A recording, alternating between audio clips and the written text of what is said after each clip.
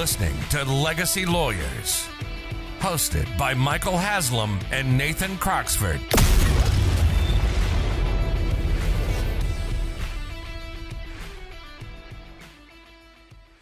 Hi, everyone. Thanks so much for joining us for our podcast today. So today I have a little different group with me. Usually I have Nathan, but we gave him the day off. He's been working really hard. He's been really doing a good job, and we just felt like he finally earned a day off. So we gave it to him. Right, Jesse? That's right. That's right. So who I have with us on the podcast today is I have Jesse Gray. He is one of our law clerks here and one of our team members, and he does a lot of amazing things for our clients. And so he worked on this really unique case for one of our clients that brought up a lot of different estate planning issues and situations. And so Jesse's going to join us today to talk a little bit about that case. And also, actually, our client is joining us too. So we have Victoria. And so she is one of our clients that we helped with probate and setting up a trust. And it was kind of a unique situation. So she has a really cool story, and she was gracious enough to join us to tell us a little bit about that. So welcome, both of you. Thank you. Thank you. I'm excited.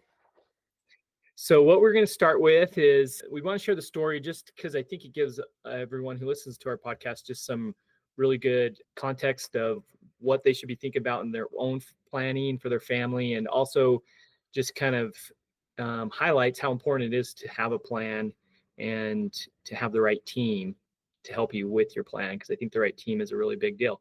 So we'll kind of hit on some of those, but just to kind of start, Victoria, you want to just tell us a little bit about your family and kind of what happened with your mom? And Yeah.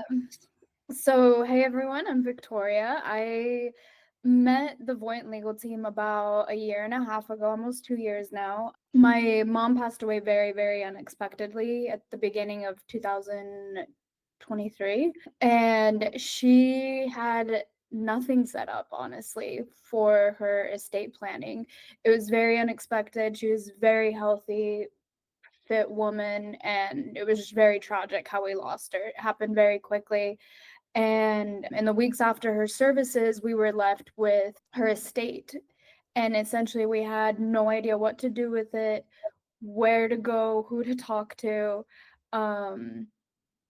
or even next steps. And we have a little bit of a mixed family. My mom remarried when I was about 10 years old. And so I have a stepdad who has raised us as his own children. So there were a lot of nuances, I think, when in the weeks after, as to what's going to happen to my mom's home, my mom's assets. And she also had a life insurance policy that had been set up years ago, back when I was a child.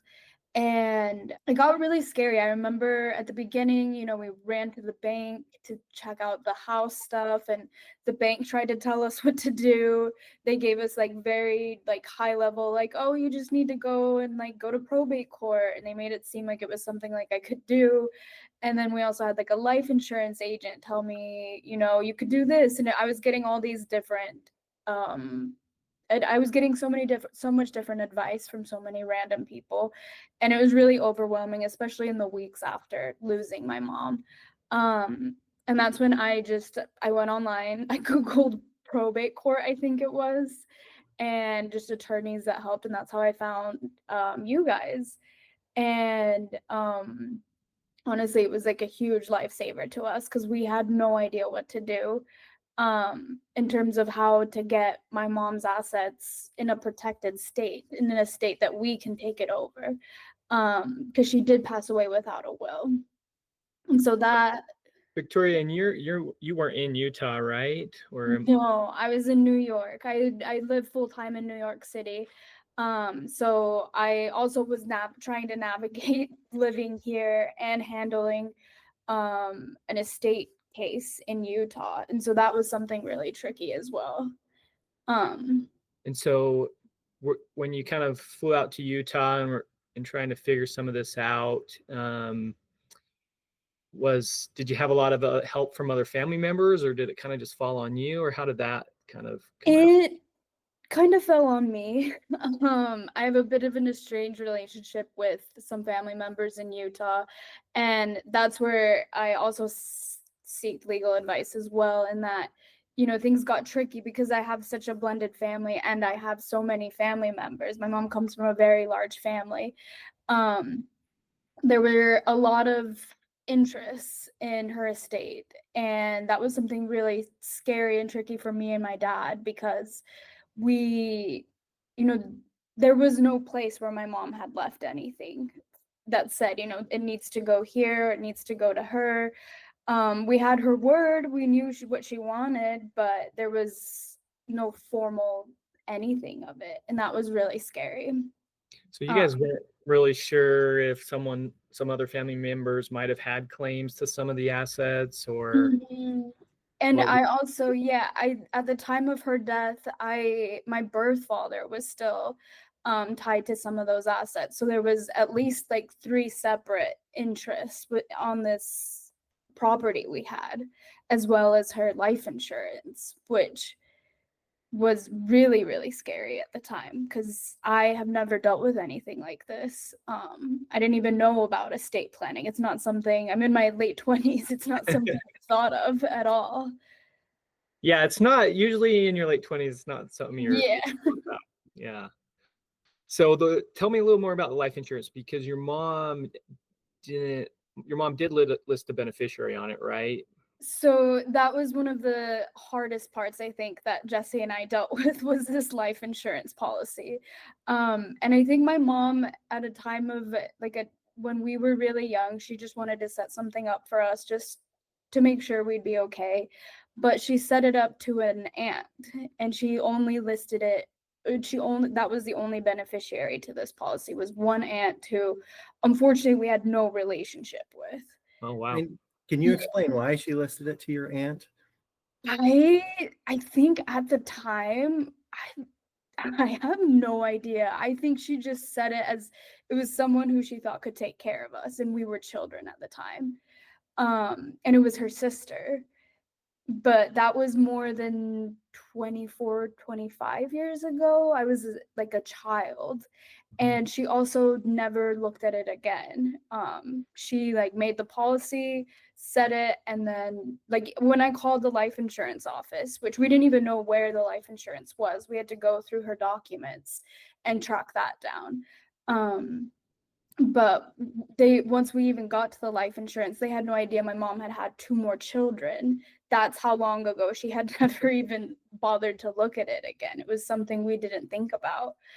But I think at the time she just took advice from her family and just said it as that. And it was, in her mind, the best option, I think, at the time. But that was very difficult because we had no relationship with her at the time of my mom's passing. And there were also a lot of different nuances in trying to get that money back. Yeah, because it's basically like, hey, aunt, I haven't talked too much. All that money from the life insurance that's going to get paid to you. Can you just give that back to us so we can use it for your sister's kids, right? So that's kind of. So did you have that conversation with her? We had it with her husband because we weren't on speaking terms with her. And the plan was, at the beginning, there was a conversation I had with him, and I said, this is meant for us, it's meant for the children, there's no need for you guys to keep this. And at the time, they had told me that they would hand it over, no questions asked, it'd be okay. And then there was an incident where I did try speaking with this aunt, with 2 of my aunts actually, and they had decided they wanted to keep the inheritance and manage it themselves. And that's where things got really, really messy because this is a family that I haven't had a relationship with prior to my mom's passing, much less did they have a relationship with my younger siblings. Yeah, had they even met your younger siblings? It was very, very estranged. It was in passing. Okay. There was like zero relationship there. And so I think that was something that like was the worst part of all of this. Was there was this huge life insurance policy that was suddenly in the hands of someone that we had no relationship with and no communication with. And this was the first thing I actually came to Voyant Legal about, was trying to get this money back. And it took us a while. And it was really tricky, I think, the way we ended up having to get it back, because this was something I didn't even know was all of the tax issues that come up when you leave behind a life insurance policy. And it's something that, my mom definitely didn't know when she set it up. I think she thought that it would just be able to be set up and be dispersed as is, but it's way more complicated than that.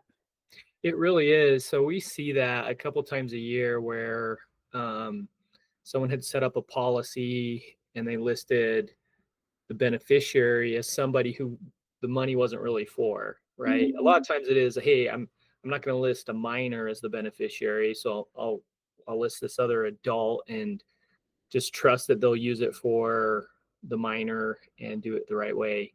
I call that kind of shortcut planning, because it's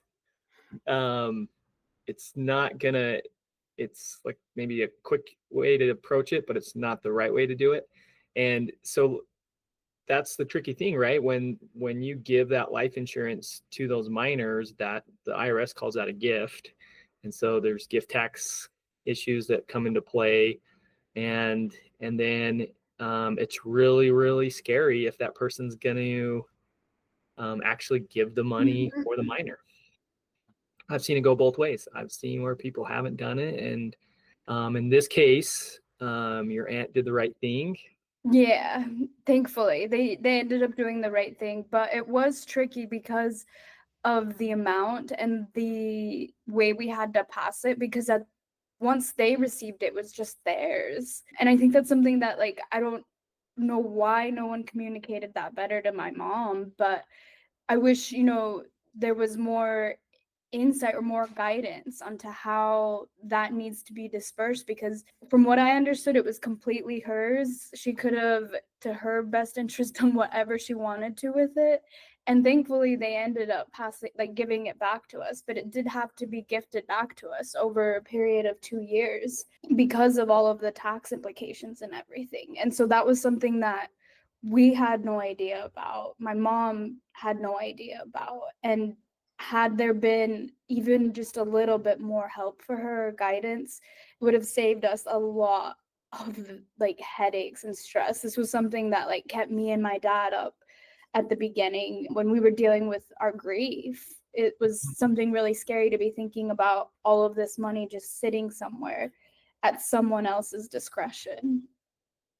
Yeah, because once it hits her account, it's like fingers crossed, right? So Jesse, weren't you involved a little bit in some of that? So what was some of those conversations like? So it was tricky at first. So I remember at first, so I'm going to call them Vicky's aunt and uncle, Victoria's aunt and uncle, because that's who we were talking to. And when Victoria came to us, we told her that we would be able to speak to her aunt and uncle as well. And we told Victoria from the beginning that you're not necessarily entitled to this. We're going to do everything we can to help you, because we know that's what the money was intended for. And so that's sometimes as estate planners, we have to use practical solutions as opposed to legal ones to help our clients. And so I remember we began the negotiations with Victoria's uncle.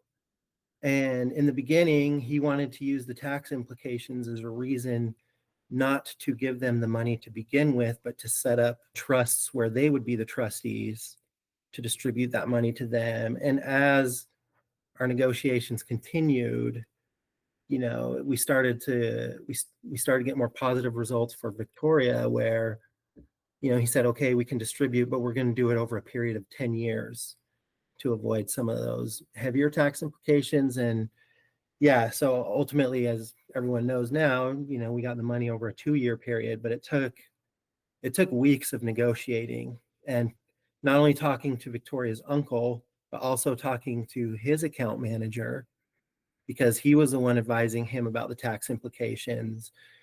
And, it was just a slow and steady grind of just saying, hey, this was intended for Victoria, you know that.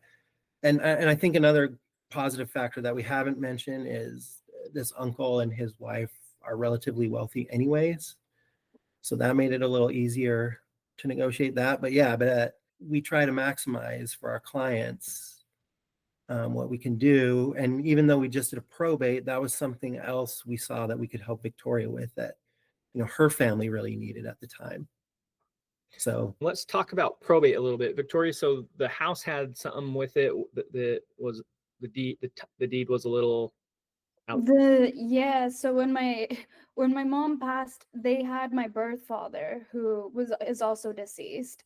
It was my birth father and my mom on the deed. And so that was something where at the very beginning we literally ran to the bank and we were like, what do we do? Like, this is our house, but both of the people are now passed. And I think this is where it's really tricky and really scary also, because they tried giving us some legal advice and tried to make it this like do it yourself, like let's go to just go to probate court, you just have to petition the court. And it was something they told me that like we could just go do ourselves. But I think what was really overwhelming was they said it could take months.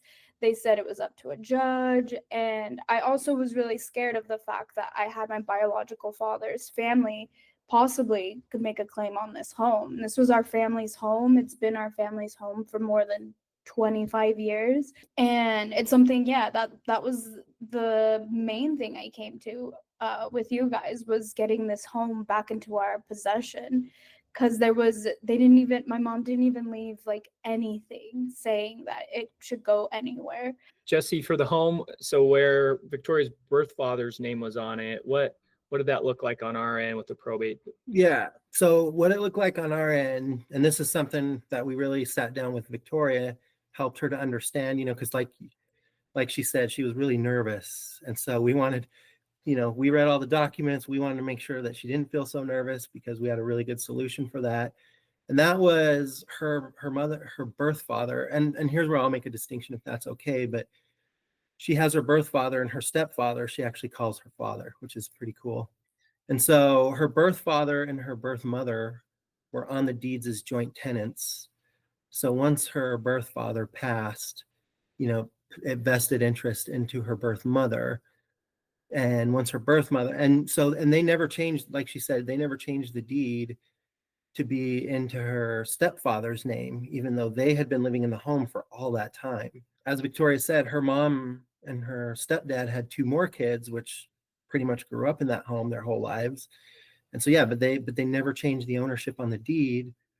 And so what we did with a probate is we did go to court to go get probate for Victoria. And once we got the judge to sign that order, we then filed a personal representative deed with an affidavit of death of joint tenant. And then I think this is a great other place to segue, because we didn't just put it into Victoria's name or her dad's name, but Victoria really wanted to avoid the pitfalls that she'd been experiencing. So here's where she was really proactive, and she wanted to create a trust to ensure that family legacy would continue if another unfortunate tragedy were to occur. And I think that's a good place to kick off the next part of her story. Yeah, so Victoria, after we kind of were able to get a plan to get the life insurance back to you, get the house set up so it's going, and technically the house, because there's a blended family, the default rules for the house would send some of that to the kids and some of that to your stepfather. Mm-hmm. And so you have kind of this blended ownership now in the house. And so now that those things were kind of addressed, you wanted to have a good plan going forward. So what were your thoughts on that? I think for me, I just wanted, for all of this, like the amount of stress and like anguish and like just unnecessary pain that we were dealing with in the weeks after my mom passed. It was something that I wanted to make sure none of my siblings ever had to deal with. In the unfortunate case, that I pass or that my dad passes, like I wanted to make sure things were set in stone so that this didn't happen again.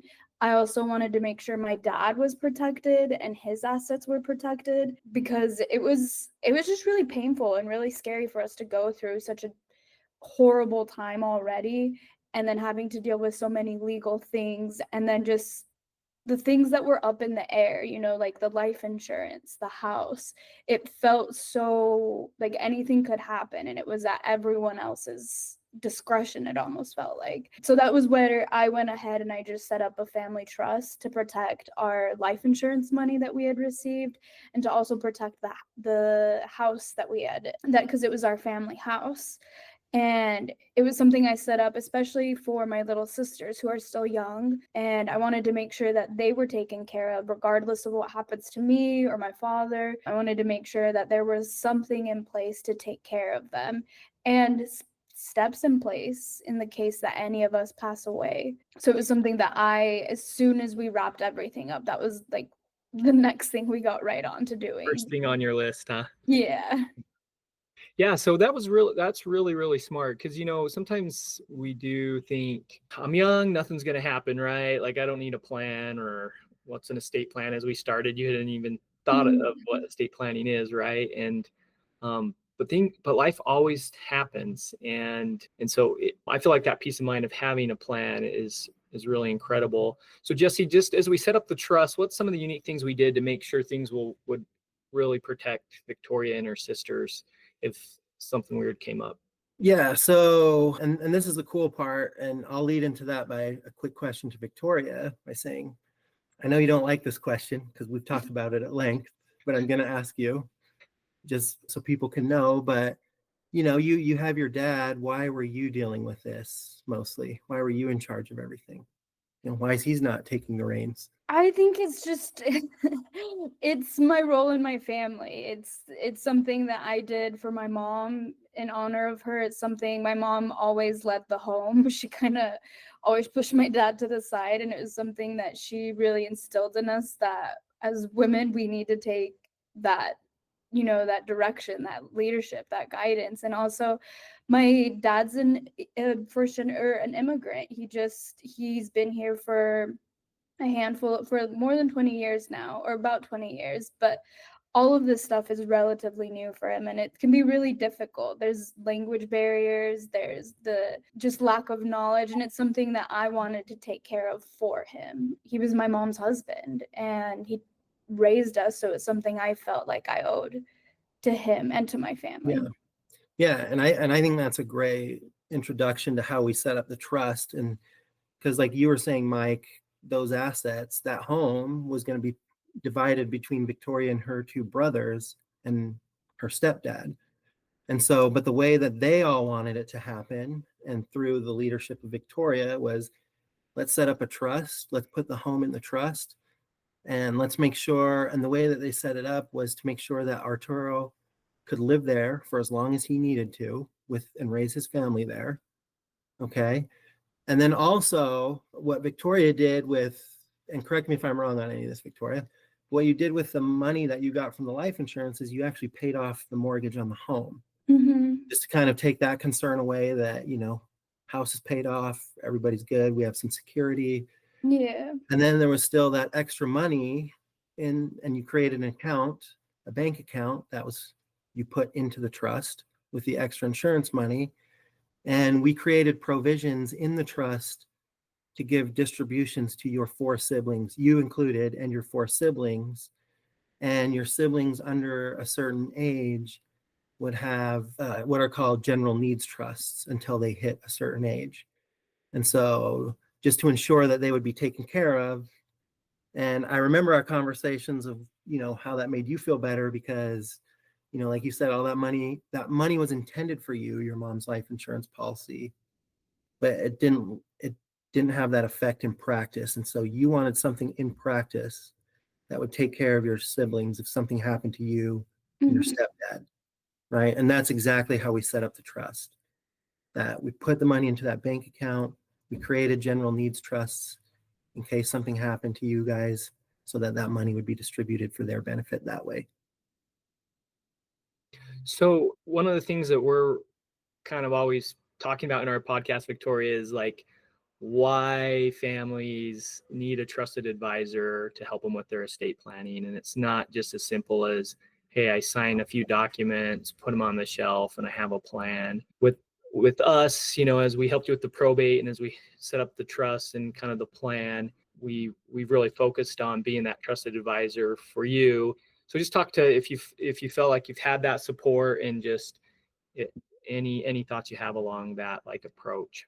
No, I mean, it's definitely something I'm super grateful for. I know I spent a lot of time in the office, a lot of time calling, and it's also just hard in my shoes. I'm the oldest of my siblings, but I'm no one's parent, and they weren't decisions for me to make. Unfortunately, because of the situation and because of how quickly my mom passed, it was something I had to step up to do. And I was very thankful that you guys had all of the input that you had, because there are the intricacies of my family being a blended family, and in a perfect world we would always hope everything just ends up okay. That was something we expected when my mom passed, and that was actual blood family that ended up not helping us out in the way we expected them to. So I think having you guys as those trusted advisors who have seen cases before, who have seen, I'm sure way crazier stories, it was nice to have that guidance in front of me, and to be able to trust you guys to be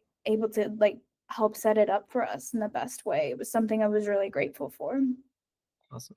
Thanks so much for that feedback. And that's the cool thing about having a team like Voyant Legal, is now that you guys have that trust set up and you have a plan going forward, as things change and comes up in your life and in your dad's life and in your siblings' life, we're still here to, answer questions you guys have and make sure that awesome plan that you put in place is going to accomplish your guys' goals. And we're glad that eventually you guys got to a place where you have a good outcome. And the journey was hard and super stressful, and I could only imagine being in those shoes. So thank you so much for taking the time to share your story with us. Yeah, no, thank you guys. I mean, you guys saved us last year. I remember just reading so much online, trying to figure it out myself, and I can't remember who told me or what ended up happening. That was just go get an attorney. And it was, the estate planning on top of everything else helped my family so much. And there's so much security now, and that sense of okay, if anything happens, we're all okay and we won't have to deal with this ever again. Because it was a very difficult time.